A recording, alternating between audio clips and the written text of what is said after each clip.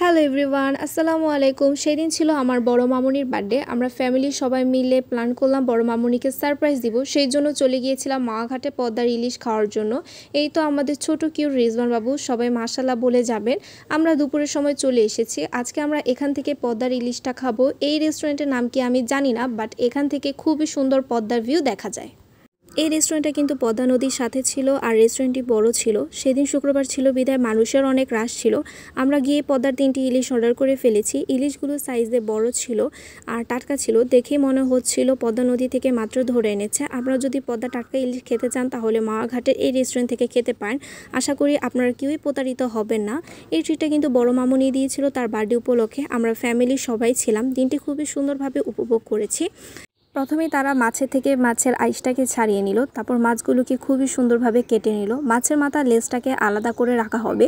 সেই মাছের মাথার লেজ দিয়ে কিন্তু ভর্তা বানানো হবে। ইলিশ মাছের ভর্তা খেতে কিন্তু খুবই মজা হয়। যারা খেয়েছেন তারা কিন্তু জানেন এই ভর্তাটা খেতেও কিন্তু অনেক মজা হয়েছিল।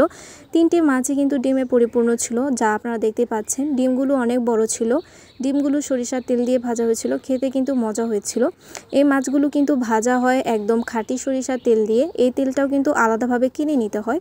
এই তো মাছটাকে প্রিপেয়ার করা হয়ে গেছে। এখন তারা হলুদ গুঁড়া, মরিচ গুঁড়া দিয়ে মাছটাকে খুবই সুন্দরভাবে মেখে নিয়েছিল।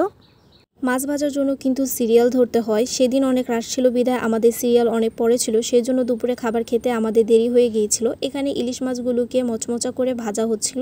ইলিশ মাছের সাথে কিন্তু আমরা নিয়েছিলাম বেগুন ভাজা আর নিয়েছিলাম বিভিন্ন টাইপের ভর্তা। আমরা কিন্তু ভাত নিয়েছিলাম। যারা বাঙালি খাবার খেতে পছন্দ করেন তারা জানেন ভাতের বিকল্প কিন্তু কিছু নেই। আমার বাঙালি খাবার খেতে অনেক ভালো লাগে। যখন মাছগুলো ভাজা হচ্ছিল তখন মাছের অ্যারোমাটা জাস্ট বলার মতো ছিল না। এখানে কিন্তু সি ফুডও ছিল, যেমন কাঁকড়া। আপনারা চাইলে মাছের পাশাপাশি সি ফুডও ট্রাই করে দেখতে পারেন, কিন্তু আমরা ইলিশ মাছটাই খেয়েছিলাম। ইলিশ মাছের লেজটাকে ভেজে আলাদা করা হয়েছিল ভর্তার জন্য। লেজগুলো গরম ছিল, ধোয়া ছিল, যা আপনারা কিন্তু দেখতেই পাচ্ছেন। বড় একটা হামানদিস্তা দিয়ে ইলিশ মাছের লেজ থেকে কাঁটাগুলো আলাদা করা হয়েছিল। ইলিশ মাছের লেজ ভর্তাটা খেতে অনেক মজাও হয়েছিল, অনেক ঝালও হয়েছিল। ইলিশ মাছের লেজ ভর্তা আমার অনেক পছন্দের। কাদের কাদের পছন্দের আমাকে কমেন্ট করে অবশ্যই জানাবেন। আর প্রায়ই বাসায় ইলিশ মাছ আনা হলে আমি লেজটাকে আলাদা করে রেখে দেই ভর্তা খাওয়ার জন্য। ভর্তাটা তারা অনেক যত্ন সহকারে বানিয়েছে, খাওয়ার সময় আমি একটা কাটাও পাইনি। এখানে ভর্তায় তারা ব্যবহার করেছে অনেক বেশি করে পেঁয়াজ কুচি, চিলি ফ্লেক্স। পেঁয়াজ কুচি দেওয়ায় কিন্তু ভর্তার স্বাদটা বেড়ে গিয়েছে।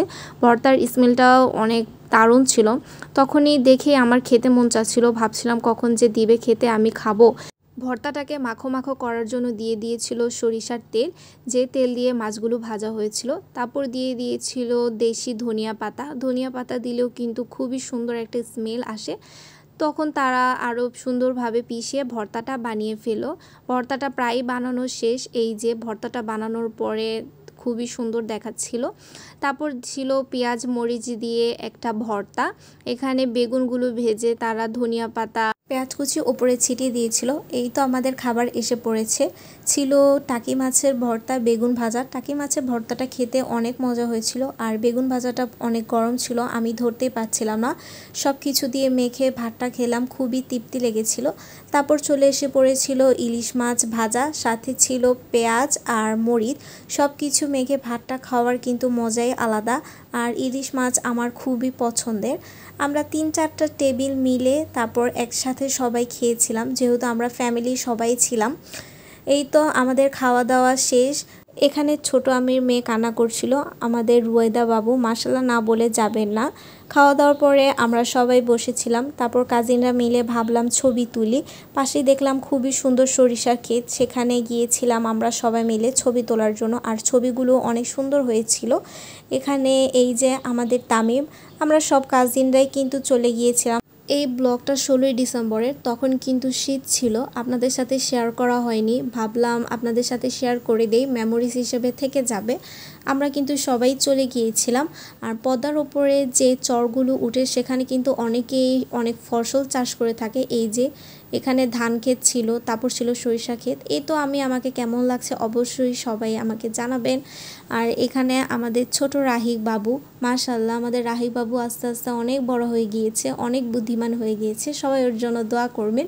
বিকালের এই টাইমটাতে আমরা চা খেয়েছিলাম সবাই, খুবই মজা করে আমরা ওই দিনটি কাটিয়েছিলাম। আমার ব্লগটা যদি ভালো লাগে অবশ্যই আমাকে আপনারা জানাবেন। আল্লাহ হাফিজ।